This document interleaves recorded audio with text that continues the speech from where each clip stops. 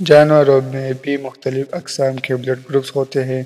Blood group اصل میں سرخون پر موجود کچھ خاص کیمیکل انٹیگریڈز کی وجہ سے ہوتا ہے، جو کہ انسانوں کے علاوہ دوسرے جانوروں میں بھی ہوتے ہیں۔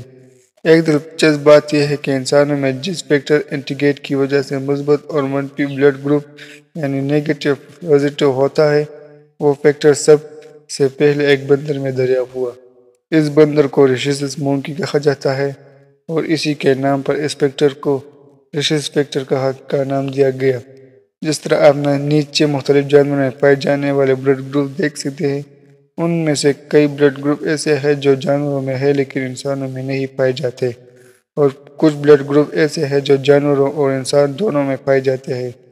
کہ انسان کو جانوروں کا خون لگ سکتا ہے، اس کے بارے میں تجربات تو کافی پہلے سے کیے گئے۔ ایک شمپینزی کا خون دوسرے شمپینزی کو لگانے کے عمل کو ایکزوٹرانسفیوژن کہتے ہیں۔ انسان کو جانور کا خون لگانے سے یا کسی بھی ایک قسم کے جانور کو دوسرے قسم کے جانور کا خون لگانے میں جو سب سے بڑا مسئلہ آتا ہے وہ امیون رسپانس کا ہوتا ہے۔ ہمارا امیون سسٹم باہر سے جسم میں داخل ہونے والے مختلف چیزوں پر حملہ کرتا ہے۔ اس لیے مخالف بلڈ گروپ کا خون لگانے سے بھی امیون رسپانس آتا ہے، کیونکہ امیون سسٹم اسے جسم کے لیے نقصان دہ مانتا ہے۔